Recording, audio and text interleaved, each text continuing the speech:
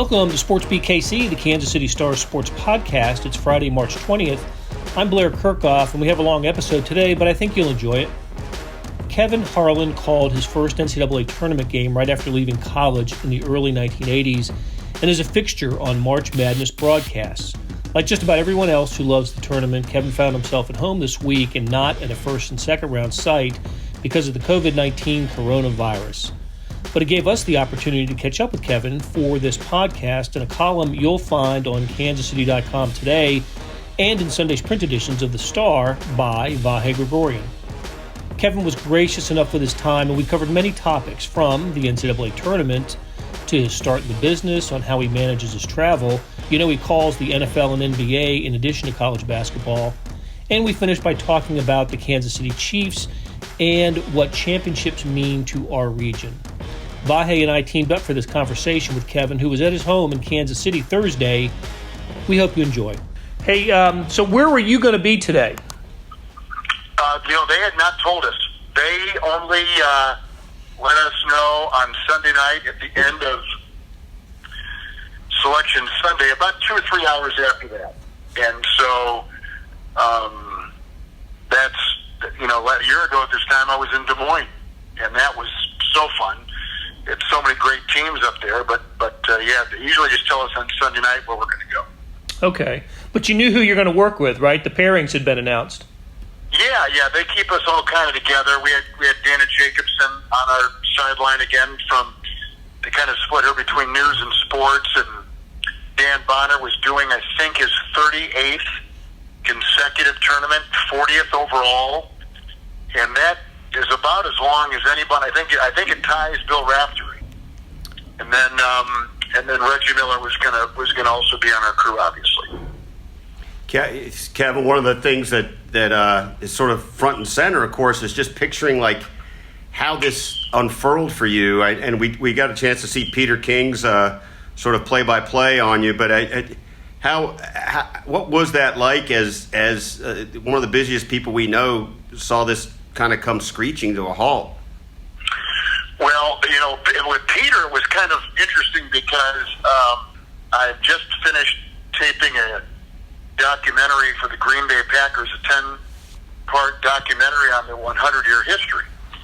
And the Packers had asked me what 3 people I would like to have a copy with streaming instructions sent to, have them get a copy of this, people in the NFL. And the first person I thought of was Peter King, and the second was Bill Belichick, because he loves NFL history. He just loves talking about old players, coaches, stadiums, teams, and the third was Greg Cosell at NFL Films. So those were my 3 guys.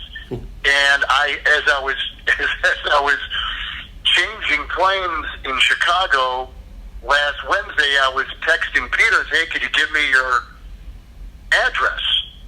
And then that's how this kind of got started, and that's how he knew I was going through this. But I was supposed to be in Milwaukee last Wednesday night for the Thursday TNT broadcast for the Boston Celtics and the Milwaukee Bucks, and found out as I was getting on my connecting flight at O'Hare on a Woj bomb.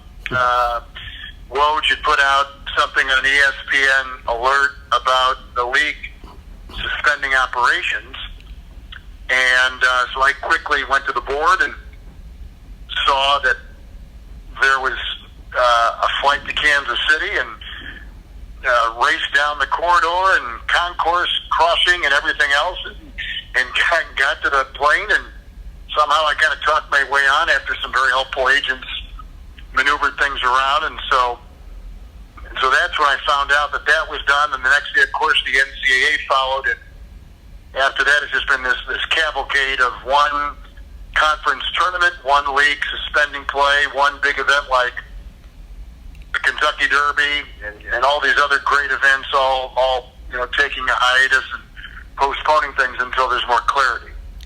I see Peter used the term that when you saw Woj's tweet, you semi-gasped and got out of line, and I I wonder what the feeling was, but also I wonder if you could have envisioned that was sort of the tipping point for all these shutdowns. I mean, it really was the pivotal moment, it appears. I think it was when Rudy Gobert, the Utah Jazz player, had the symptoms and was now under inspection and observation and being given the test. I think it just showed, commissioners and team presidents and owners and conference commissioners that if one person gets it, it's gonna really affect the entire team. And if an entire team can't play, then how can you have games and how can you have tournaments and how can you carry on? So it was inevitable that was probably the way it was going to, the dominoes were going to kind of hit. So, but I guess on my way to the airport, I heard that the Big 12 was finished, and then earlier that week we have our NCAA meetings in New York, and they had been canceled. Every year, we all as a group from CBS and the Turner people on that side that are involved all get together in New York, and there are hundreds of us. And we get a presentation from Dan Gavitt, who's the man that runs the tournament for the NCAA, the president. We hear from directors of officiating and everything, tournament relations. All these people give us these presentations, and we all get together and have 2 days of discussion, and they show us graphics, and they all kinds of things are dealt with, and that was canceled. So we knew that the tournament was on the ropes to begin with when they began to say, well, we're just going to play with the teams and not the fans. And that almost didn't seem realistic, and then sure enough, everything kind of fell into place, and that was a week ago or so, and here we are, and what would be the first day of the tournament, and the three of us are not in some place around the country covering local teams or national stories, and I'm sure for you guys it's got to be as weird as it is for me. This is where every March you two and myself would find ourselves, right in the thick of the beginning of the tournament. A word Blair and I have used, I hope I'm not speaking for Blair here, is that it's a little disorienting. I think that's one thing we're come to terms with in a lot of ways, and certainly with the tournament not here, but also everything from how we interact to the fact that, we're not really able to be with you in person when we might ordinarily have. And I guess my question there, Kevin, is kind of how are you processing just that, the sense of being grounded and the sense of sort of distancing all that? What's that been like for you, someone as busy as you? Well, the three of us are very busy, and so I'll be just as curious to hear your answer, but I'll start and just say that it's like the season has ended, the tournament has come to a close, it's now in the rearview mirror, and I'm waiting for the start of the NBA playoffs. There's always that week or 10 days in between the end of the tournament and the beginning of the NBA postseason, and that's what this kind of feels like. I'm out here on our porch, and the weather is nice. It's a warm day. We're speaking on Thursday, so it was in the 60s and 70s today, and it's nice, and there are buds on the trees, and people are walking around, and flowers are coming up, and this always reminds me of the end of the tournament, the beginning of the NBA playoffs, kind of that in between for me. But what about you, Blair? I mean, you've covered this tournament I hope you guys have. You've covered it as long as I have. I'm sure this is. And by the way, people need to understand that we're all busy, but the truth be told, the people like Blair and Vi that are writing columns and daily stories and reporting and giving opinions on things, the work that goes into those far exceeds anything that we as broadcasters go through. I can guarantee you that, and I've told these two to their face, that a lot of the information we get is from the hard work of these reporters. So knowing how hard both of you work this time of year, I mean, you've got to be going through the same worse probably than I am, because it's a 24/7 thing for you two. It is, and we had a few tricks in the bag this week, but as the days unfold, we hear news like the MLS today saying it's extending its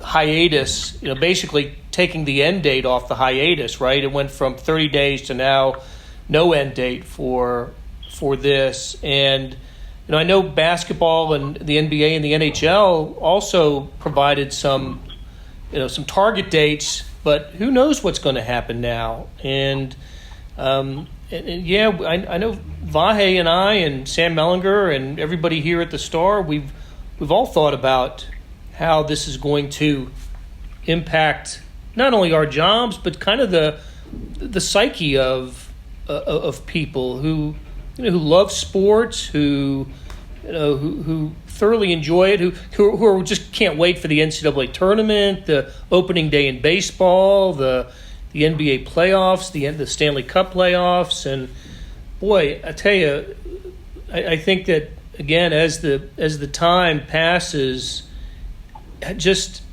think that the depth of feeling that we have for the games and writing about the games for us is will just be felt in a way that we've never understood, because we've never been in this situation. I'm sure that that your experience on both sides of the state and your love of college basketball, I mean, this is just, I can only imagine you two in particular, because I so identify both of you with this time of year and college sports, but being people that, like readers, I think of reliable people to go to, and I can't think of two more reliable people that I'd want to read than you two, but it's got to be just as painful as it is for Blair. I mean, this is an amazing time for us in this business. It is, Kevin. I mean, it's a sort of sensory deprivation at a time where you're used to sensory overload is sort of the strangest part. And, it's funny, you made me think of this. I just realized, I guess the first NCAA tournament game I ever went to in person was the 1988 national title game with Oklahoma and Kansas. I was just in my first month at the Post-Dispatch, and a friend got a ticket on the day of the game and said, "Want to see what the Final Four is like?" I'm like, "Yeah." So I came on over, and I guess I've been involved in the tournament somewhere or another every year since, probably 25-ish Final Fours, and I realize that's like 20 fewer than Blair. So we've really been at this a long time, and I will say this. We talked about this a little bit between ourselves earlier in the week. On Selection Sunday, I found myself needing to come to the paper just to come in. I drove around a little while. I thought about, why don't I go to see Naismith's grave? And I'm like, well, why would I do that? I don't know what to do. So it's been a little funny.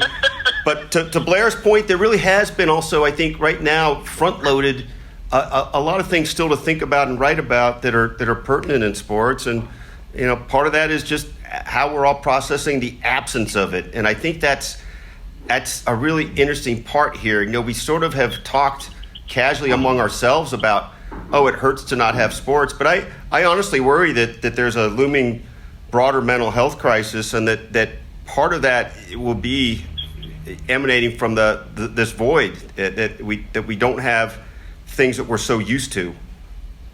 I would venture to say that you see the numbers that watch the Super Bowl, the people that watch the tournament, that get involved in office pools.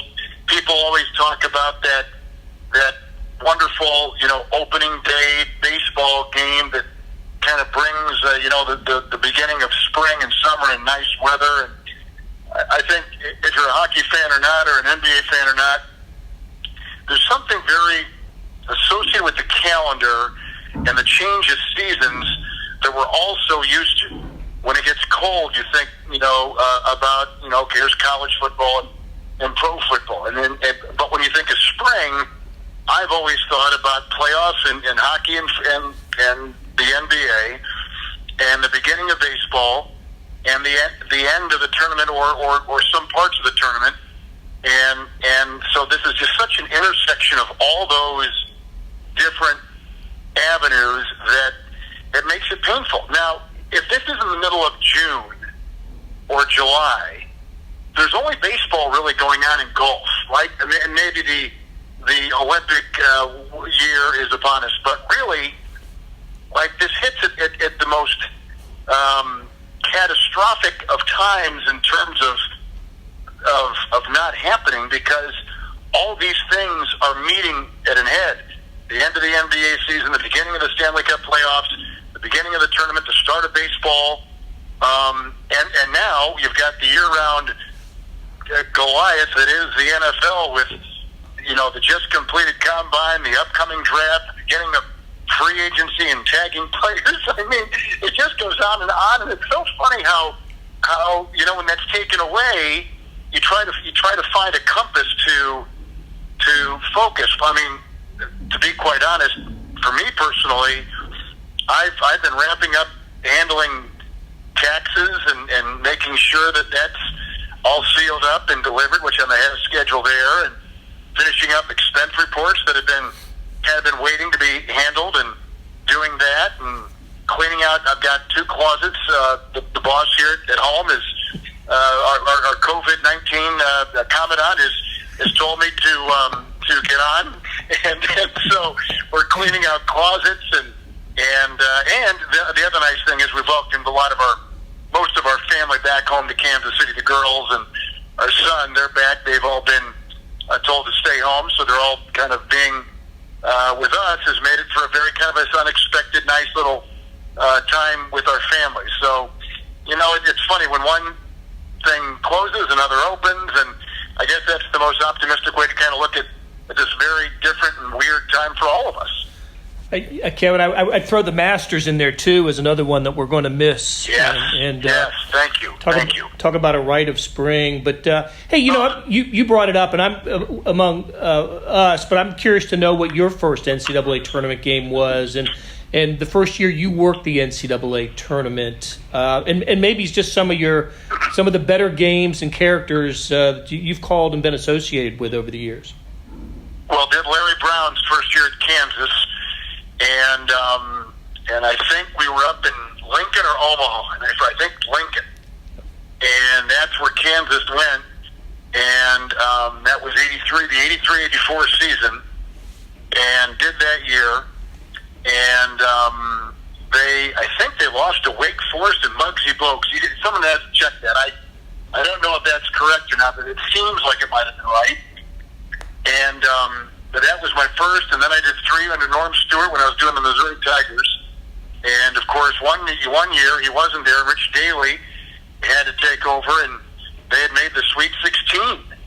And that was really a treat. I remember doing the round of 32 winning game in Dallas, and Missouri was playing Texas in Reunion Arena, and no one had heard from Norm because he had remember collapsed on the flight down to Norman, Oklahoma during that season, and had to go to the emergency room, and so Rich Daly had taken over, and Rich Daly kind of engineered this team, kept the team together, and they made the Sweet 16, which was up in Minneapolis. But in that game down in Dallas, after the game, we got Norm on the Missouri Tiger Network on the phone, and he talked to us. I don't know if he was in his hospital bed or if he was home convalescing, but he came on with us, and it was one of the first times he had really talked about, his situation and how he was doing, and publicly, and that was very unique. And then I remember going up the next weekend to Minneapolis, and they lost to, I think, Syracuse, and of course this was on the heels of losing the 2 previous years when Norm had some good teams and lost early. One year they lost to Rhode Island, I think, in Indianapolis, and then they went to Charlotte, North Carolina, lost the next year early on after being highly ranked and playing well. And then here, Norm wasn't there for that one season. They went to they went to the Sweet 16, and they lost in the Sweet 16 to Syracuse. And as I recall, there was an incredible number of free throws taken by the Orange, and not as many taken by the Tigers in that game. And then I went to the NBA for a couple of years, and then joined CBS in '98, and that's when I began the tournament for them. Kevin, one thing we mentioned, the word calendar came up earlier, and this is just sort of a side point, but I've always been curious. You're very kind to say Blair and I are as busy as you, but I do not know anybody who moves around more than you do. Even when Norm was in Brewer Fieldhouse and kept moving around to avoid getting hit by pigeons, he wasn't moving around as much as you do.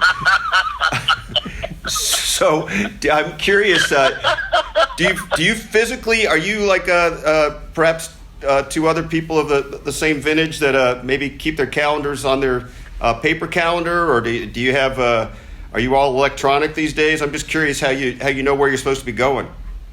Oh, I write it down. Oh no, I'm old school. I do both actually, but I do one as a backup, and I do it on my phone as a backup. But I every November order a academic calendar thing, and it's like the size of a small book, and write in all my games and on-air responsibilities in red.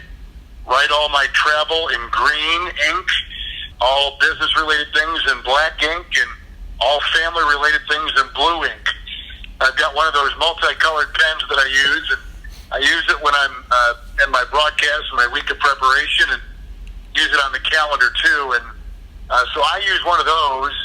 And it's funny you mentioned that because a couple nights ago, I started putting big X's through, first and second round of the tournament, Sweet 16 and Elite 8. Events that would be on my calendar. The second I would get the new one in late or mid-December for the upcoming year, knew the dates, wrote them in, write down the date of the Super Bowl because I'm fortunate enough to do that, and Championship Sunday in the NFL, and so it's weird to do that, and I do it as kind of a little bit of a I don't do a diary, or I don't know if you guys do or anything like that, but I do kind of like to have a very loose record of what I've got to do and what I did and where I was and where maybe my family was. That kind of, when I write it down like that, it's kind of therapeutic for me too. It kind of puts it down in writing, which I always think is a better way to remember and get it kind of galvanized in your mind than just typing it in and maybe even forgetting that you've done it. I wonder how far back that goes. Does that go back to your high school days when you were on the 10-watt station? Probably does, yeah. I always remember going to my dad's office, and he would have one of those monthly planners as his on his desk, but it was the big one that was like 2 feet by a foot or whatever, and it would have blocks for every day. And I remember as a little kid going into his office at Lambeau Field and seeing all these things, and his penmanship was always precise and very neat, and how he had, dates that were important in red, and I remember that, and not saying that's why I do it now in my book, but it just kind of becomes, I'm sure I learned a lot of things I do from him, and still do, but he always wrote that out, and so I guess, yeah, probably back to those early days when I was broadcasting and thinking about what I used to do is I used to do like games for our high school radio station, and then I would go home and my dad would listen to me, and I'd get back home, and he would have a list of things that he liked and things that maybe I should improve on. He was a journalism major at Marquette, and he was the editor of the student newspaper and sports editor. And so he went there to get a journalism degree, and those early conversations with him were just invaluable about who, what, when, where, how, and I mean all the things that great reporters like you two, do in every story you put together, and how you put a story together. And he said it's no different than doing something on air. But I do remember when I was thinking about becoming an airline pilot when I was about 11 or 12, and I brought home my report card. And at that time, you had to have good math grades. You had to be good in trig and math and geometry and calculus and all these, advanced math things. And here I was in about 6th, 7th, 8th grade, bringing home my math score from grade school and my report card, and he would look at the grade and then look at me and then look back down at the grade and then look at me again and goes, if it were up to me, I might think of a career in journalism. and that's what got me on this business that we're three of us are in right now. Hey, it's Blair. Hey, we have a special subscription offer for SportsBeat KC listeners, unlimited digital access to the Kansas City Star's award-winning sports coverage. Sign up now for 1 year of Sports Pass for access to all the sports news, features, and columns we have to offer. And it's only $30. That's a 40% savings off our regular rate. For your convenience, your subscription will automatically renew after the initial term at $50 unless you tell us to cancel. A lot of subscription services won't tell you that. They'll just sneak it on there. We just told you. Your subscription helps support the sports coverage of kansascity.com and the Kansas City Star. Please visit kansascity.com/SportsBeatKC offer to get this special offer. And as always, thanks for listening. One of the things you just said reminded me of what an eventful few months you've had. I don't know if we refer to the one episode as the cat call, but certainly you had the double action going as the Chiefs were coming into the playoffs and then on into the Super Bowl. And I guess the highlight of that really is certainly for our audience, and I think you enjoyed it in a certain way because of your familiarity, just the run of the Chiefs, and that's how lucky Kansas City is that's its last prominent sports memory right now, that's if nothing else, that there's that for local people to hold on to and clutch dearly, really. I wonder if you could take us through how you followed that. Well, yeah, then I'd love to. Of course, I read a lot what you guys did, but I'd love to hear it again. And now that it's had a chance to kind of sink in, but I can tell you that to me the most poignant thing was seeing Norma and Clark up on the stage holding their dad's trophy. I just thought that was like a surreal moment, and people that had, like the two of you that know them, know the history of what Lamar had done and the Hunt family for the NFL, and Norma had been to every single Super Bowl played, which is just remarkable, and truly one of the few people on earth that can say that. I just saw that a writer from New York, and his name escapes my mind now, and maybe I'll remember it. He had gone to everyone, and this was the first one he did not attend.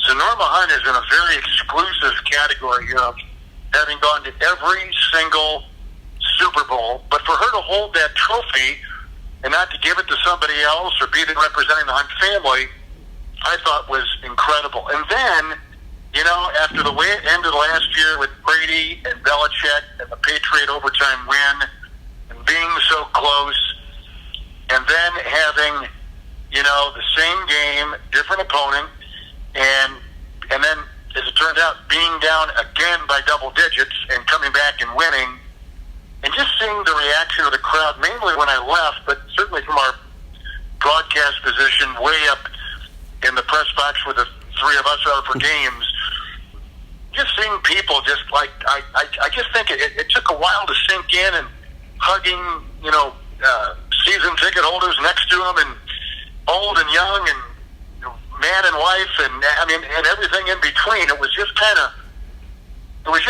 like that was almost more compelling than seeing the players get up there. You see the players get up, they all kind of say the same stuff, but those two moments, and then again in the Super Bowl, they're down by double digits again, and they come back and win, which is just so incredible. And but Blair, what'd you feel? Like you've been around as long as I have, and Ty, you too.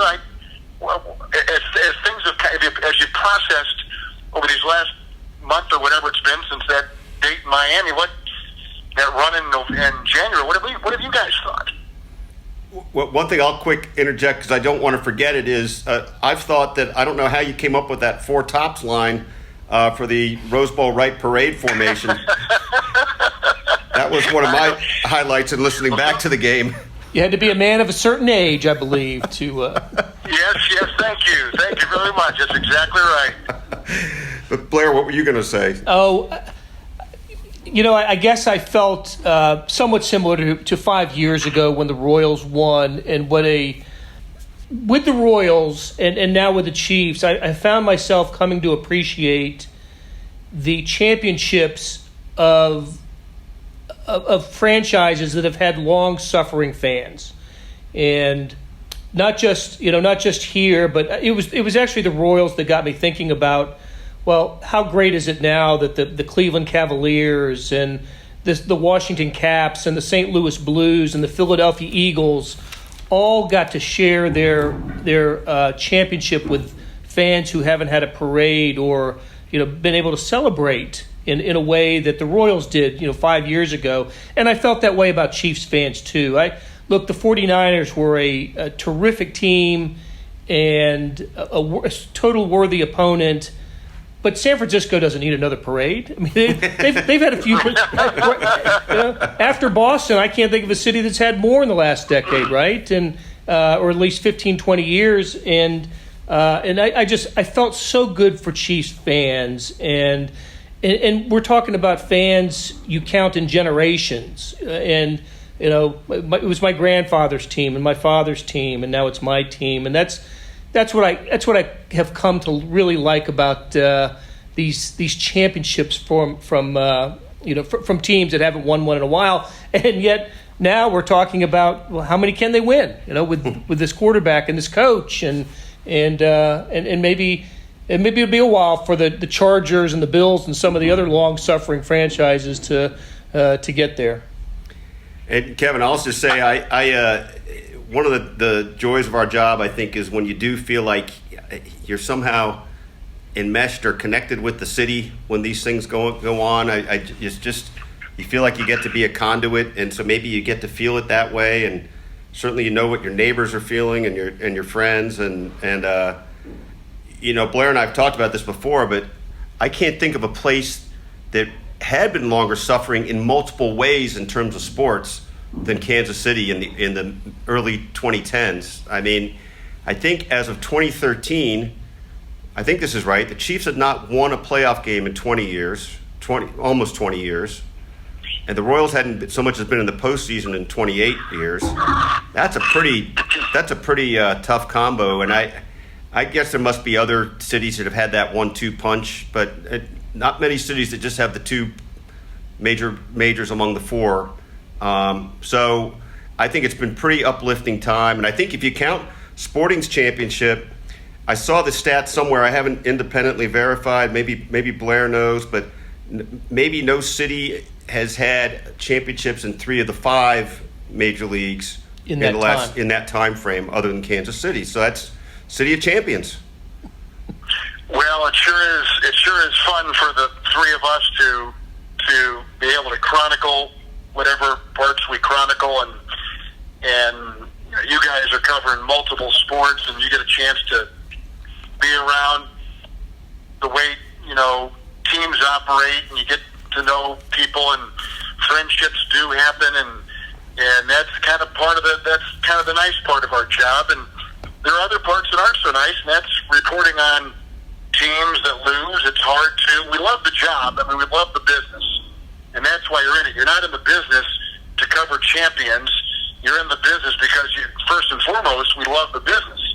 But if you can have an event that makes it special, if you can have something that gives it definition, that, like I think of Joe McGuff, and I think about, him covering Hank Stram, Joe McGuff, the really famous Kansas City Star sports editor and columnist for so many years, and who got to cover Stram and Lenny and the Chiefs back then, and I remember I was getting out of college at KU in the early '80s, having Joe McGuff on our Chiefs pregame show, talking about, what was it like 10 years ago, 15 years ago, covering that team, and he would talk about these things, and it was so foreign to us at that time because the Chiefs in the 80s, as we know, were not very good. End of the 70s into the 80s, they were not a good team, had a hard time drawing, but you're not, we're not in it for that. But I was thinking that I'm sure Joe McGuff appreciated the fact that he was there to be the hometown writer for a Super Bowl champion. And just like the two of you would say, yeah, it was fun to cover a team that won a Super Bowl, because when you win, there's so many things that have got to fall right. There's so many little stories along the way that make the big story. And a free agent decision, an injury that had to be filled, a certain play in a game that was pivotal at that time of the year. And writers know that better than anybody, because you cover every snap and practice and game of that team, which begins in the summer and ends who knows when in the winter. So to be a part of something that does work, eventually does reach its destination, is really a neat thing to say that you've covered. Not a lot of people can say they've covered a Super Bowl champion or a World Series champion. And the two of you can, and I'm lucky enough from afar to do. I did the Eagles a couple of years ago, did all the Patriot Super Bowls, or a lot of them over here the last couple of years. The Giants Super Bowls they won there with Coughlin, and so I mean I've had a chance, but I would tell you it is a little different to cover a team that you once did and see them finally after 50 years not only make it to that game but win it. And while I wasn't there for every snap and every play of the season, the great thing about when you're a writer doing it in the newspaper business, and putting out publications daily, is that you are a part of that story, and you can't help but feel connected to it in some way. And I think that all three of us, but you two in particular, will look back in your careers and say, wasn't it great that I got to be witness to a World Series champion, 2 straight World Series, and a champion in one of them, and then be a part of this historic Kansas City Chiefs Super Bowl. I mean, that a lot of guys go and they like players. They never win a championship. They never play in a champion. And you guys have covered a couple here in the last 5-6 years. And how special is that? I mean, for your career, we're not in it for that, like I began saying, but it sure makes it more interesting, and it can't help but make it more fulfilling. It can't help it. Well, luckily, I'll speak for myself here. Luckily, I enjoy being around Blair, so we've got that going for us too. So we've got that. But I know we should let you get going. But I guess the question is, what are you going to do? We know some of it with the garage waiting, and luckily you've got your family there. But just in the kind of more cosmic sense, how do you feel like you're going to go into these next few weeks? Just your own state of mind, Kevin. Well, I guess I can't, if I knew the season were over, then I could really let my mind go to mush, because then I know that my next broadcast wouldn't be until August when I do the Packers preseason. But with the looming NBA, you were just talking a minute ago about, indefinite suspension, or the league, NBA put a 30-day suspension, which I think is going to come and go, and they're going to extend it, obviously.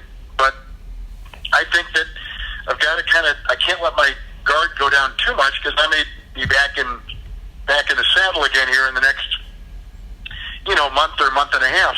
What has always happened when this, if the seasons were finished, is I would go into the studio for a handful of weeks and start recording the NBA video, the 2K NBA.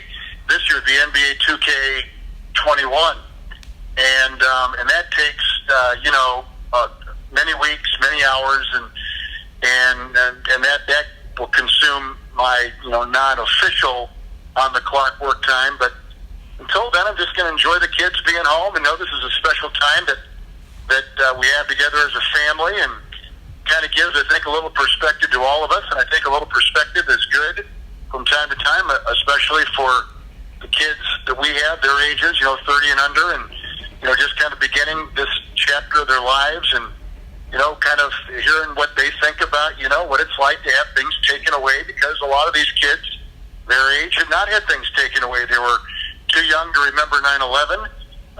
They weren't fazed by the meltdown of '08. And so now they've got this to face, and this is affecting everybody in the country, in the world. And so this is an interesting time to see how they're kind of processing all this. And it's unique as a parent, I think, to be around that and to kind of help them, with thoughts and ideas and help them kind of navigate this. And then that's parenting never ends, right? What do they say? The moment your wife becomes pregnant, from that day on, you'll think of that child every day of their lives, and that's kind of how it is. Your mind never wavers from them and what they're going through and how they're looking at the world. Kevin, I do promise to let you go, but when you mentioned 911, it made me realize something we chatted about briefly before. That was maybe the last time work came off your table. Obviously in the trauma and emergency of the situation, but I guess there's a difference. Obviously, many differences between that and that time and this. And part of this, of course, is the vagueness itself. I wonder if when you compare the thoughts in your mind, how that looks. Well, in that, the NFL canceled. It was early in the season. The NFL had canceled that weekend's games, and then they played the following weekend. That was a weekend, as I know Chiefs fans remember, when the Giants came here to play Kansas City. And, of course, the destruction, the death, the tragedy had happened in their town. So Kansas City had a kind of a unique relationship with that first NFL Sunday because the Giants were in town. Our assignment that day was in Dallas. We had the Cowboys in Dallas. And I remember they made every broadcaster have to get on the PA system and read some lines leading into the pregame ceremonies, flyovers and pageantry on the field, moments of silence. That for whatever reason they had the network play-by-play guys read a lot of these intros and outros to that day. And I can remember looking at the sheet when I got to Dallas on that Friday afternoon. My wife came with me, and looking at all the different things that I had to do, and I was almost more concerned about that and hoping that I had the right tone in my voice, because it was not only heard in the stadium. This is at the old Cowboys Stadium in Irving, but also we had a big audience. So it was a very different time. There was no fanfare. You covered events that weekend and that week leading up to it, I know, but it's just very, very different feeling, different than this. Not that there wouldn't, there was a sense of so much unknown, because all the things we know now, we didn't know, a week or 10 days or 2 weeks after it had happened. We had an inkling what was going on. We knew that there was this plot. We knew that, but with the depth and the names and the faces, and I don't think all that yet had been as known as we've known, these 19 years later. But this is a different kind of enemy, as our president has said, and others have said, in different parts of government. This is the unseen enemy that we don't know how to combat. We're dealing with it with the brightest minds in the country and in the world, and we're all kind of as a globe all together. Whereas then it was just kind of the United States had been attacked, and it had a different feel to it. So eerie, surreal, but part of life, and who knows what our parents and their parents and their parents' parents had felt with the world wars and all that, and the atom bomb and the Cuban Missile Crisis. So many benchmark moments in the history of this country, but certainly the same feeling that we're having right now in this country about the unknown and what it's going to bring. Well, we cannot thank you enough for making this time, and I think anybody who gets to listen to this, or we get to relay this through writing about it, will be have their thoughts provoked and also be have their days get a little more light in them. It just can't thank you enough for making this time, Kevin. Listen, I thank you for asking me, Blair, and I've loved your work over the years, and I'll go back to something I said earlier on. But the work that newspapers, magazines, publications do will always be the backbone of all of media. And you may hear a voice and see a face and hear a voice on TV, but know that 90% of the work that the stories that we talk about come from the hard work of journalists that write, report, and keep close the very pillars of this business that we're in, and it's a very unweighted, unbalanced view sometimes in terms of recognition and everything else, but there are many that feel like I do, and that being on with two people like yourselves that represent the best of this business it's an honor for me to be on, and I have so much respect for how hard both of you work and your colleagues work, and what I hope is, I said this to Vahe, Blair, I said I hope we can get a monthly lunch together, the three of us, and we can bring other people along, but maybe we'll just put the microphone in the middle. We'll just kind of do a quick update, but I'll be asking the questions then, and I'll be eating while you answer.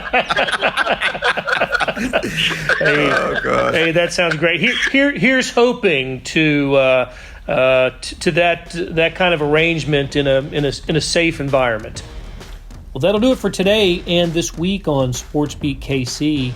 This show can't happen without the team of Derek Donovan, Savannah Smith, Randy Mason, Beth Welsh, Jeff Rosen, and Chris Fickett. Thanks to Kevin Harlan for being so generous with his time, and to my compadre, Vahe Gregorian. Be sure to read his column on Kevin. We'll be back next week for more episodes of SportsBeat KC. A final word. Let's apply a lesson we hear so often from coaches and athletes, at least we do in the sports media world. It translates to roughly control what you can control. In these times that have altered our routines, be kind, be neighborly, help a family member or friend or neighbor who needs it. Another phrase we see on athletes' t-shirts, tough times don't last, tough people do. It's a good time to be determined to do what it takes to ride this out. Lastly, hey, we're looking to come up with topics and ideas for future podcasts. Tell me what you'd like to hear. Send me an email at bkerkhoff@kcstar.com. That's B as in Blair, KERKHOFF @kcstar.com. Let me know what's on your mind. As always, thanks for listening.